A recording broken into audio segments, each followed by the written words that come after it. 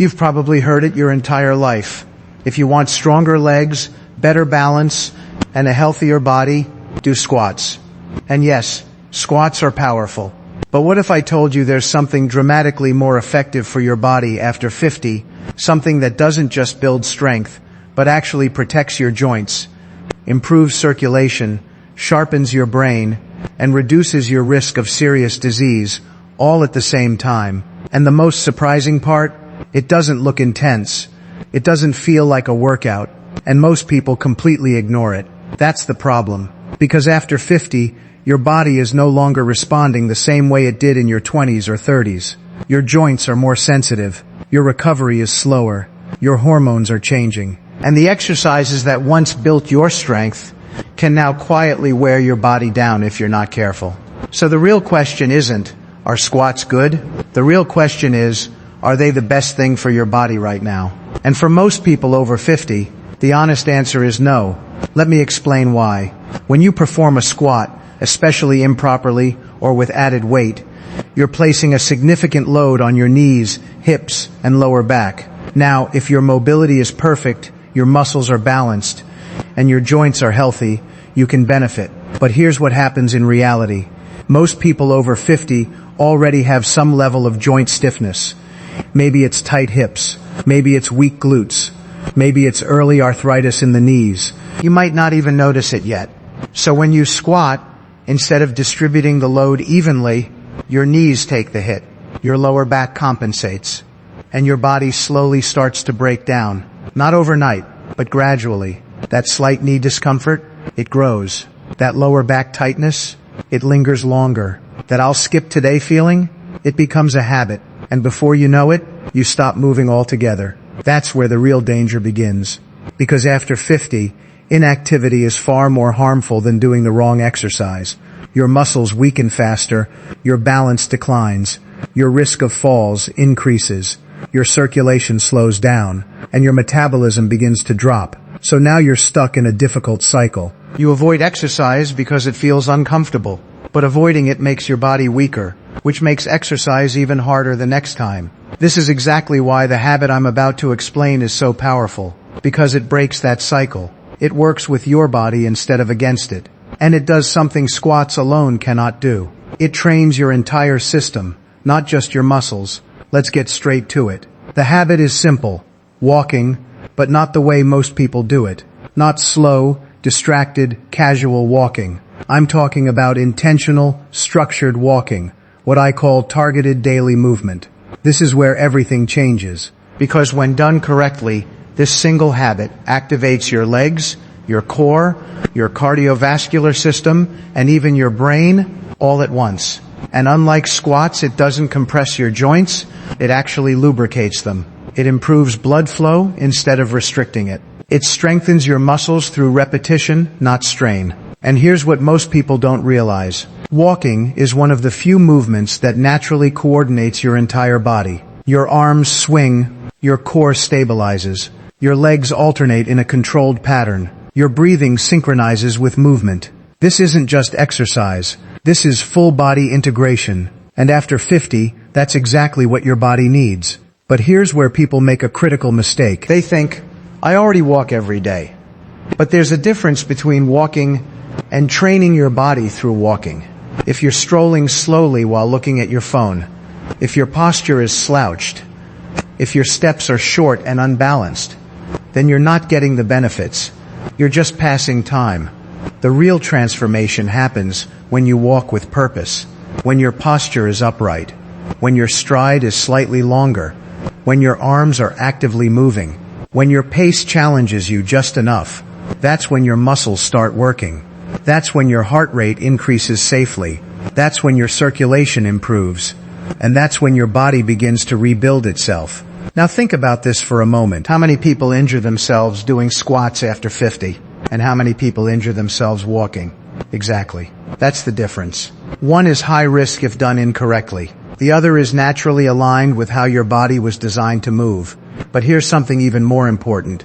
Walking doesn't just strengthen your body, it protects your brain. Studies have shown that consistent daily movement especially walking, can improve memory, reduce the risk of cognitive decline, and even enhance mood by regulating stress hormones.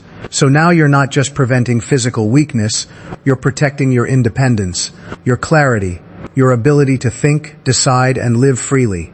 And that's something no squat can give you on its own. But I want you to be careful here, because there's another hidden mistake that can completely cancel out these benefits. And most people make it without even realizing, too, and it's this. They walk, but they never progress. Your body adapts very quickly. Within a few weeks, the same distance, the same pace, the same routine stops challenging your system. And when there's no challenge, there's no improvement, only maintenance at best, and decline at worst. This is where most people unknowingly plateau. They say, I walk every day, but nothing is changing. Of course it isn't, because your body has already learned that pattern. To keep this habit powerful, to make it truly better than squats, you need progression. But not the kind that stresses your joints. You progress intelligently. For example, in week 1, you might walk at a comfortable pace for 15 minutes. By week 2, you slightly increase your speed for short intervals, just 30 seconds at a time. By week 3, you extend your total time to 20 minutes. And by week 4, you begin adding gentle inclines. Nothing extreme, just enough to activate your glutes more deeply. Now something remarkable starts happening. Your muscles aren't just being used, they're being retrained. Your glutes begin to fire properly again, which takes pressure off your knees. Your core starts stabilizing your spine without you even thinking about it. Your calves and ankles strengthen, improving balance and reducing fall risk.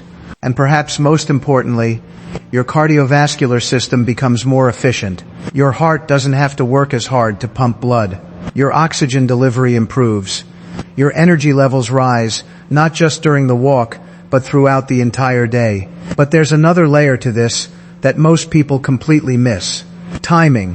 When you walk, matters more than you think. Walking immediately after long periods of sitting, especially after meals, can dramatically improve how your body processes blood sugar. Instead of glucose spiking and staying elevated, your muscles absorb it. Your insulin response becomes more controlled. And over time, this reduces the strain on your pancreas and lowers your risk of metabolic disease. This is why a simple 10-minute walk after meals can be more powerful than a single long walk later in the day. It's not just about burning calories. It's about regulating your internal systems in real time. Now let's talk about posture, because this is another hidden mistake that quietly cancels out results. If your head is forward, if your shoulders are rounded, if your steps are short and shuffling, then your body is moving inefficiently. You're reinforcing weakness instead of correcting it. But when you walk with alignment, head up, chest open, shoulders relaxed, arms swinging naturally, you activate muscles that have been dormant for years. Your upper back engages, your core tightens just enough to support your spine, your breathing deepens, and suddenly the same walk becomes a completely different experience. This is where walking turns into therapy, not just for your body, but for your entire system. Now, who benefits the most from this? If you're over 50 and you've been inactive, this is your starting point. If you've tried intense workouts and quit because of pain, this is your reset. If you feel stiffness in your joints when you wake up, this is your daily medicine. If your energy drops in the afternoon, this is your natural boost. And if you're worried about losing independence as you age, this is one of the most effective ways to protect it. But let's be honest, this isn't perfect for everyone in every situation. If you have severe joint damage, advanced arthritis, or balance disorders, you need to modify this approach. Shorter durations, supportive surfaces, possibly even assistance, because pushing through pain is not the goal. Consistency without injury is. And there's another overlooked warning: footwear. Most people underestimate how much their shoes affect their entire body. If your shoes lack support, your alignment suffers. If they're too cushioned, your foot muscles weaken over time. If they're worn out, your joints absorb more impact. So now, something as simple as walking can start causing discomfort. Not because walking is the problem, but because your foundation is compromised. This is why investing in proper footwear isn't optional. It's essential. Now let's set realistic expectations. This is not a miracle that transforms your body in a week. You're not going to wake up tomorrow with dramatically stronger legs or perfect balance. But within 7 days, you'll feel lighter. Within 2 weeks, your movement will feel smoother. Within 30 days, you'll notice real changes in your stamina, your posture, and even your confidence. And within a few months, your body will begin to move like it hasn't in years. Not because you forced it, but because you trained it the way it was meant to function. There's also something subtle, but incredibly powerful, that happens during this process. You start to trust your body again. You stop fearing movement. You stop avoiding activity. And that mental shift alone changes everything. Because once you rebuild that trust, you open the door to doing more. And this is where another discovery comes in, something that takes this habit even further, beyond what most people expect.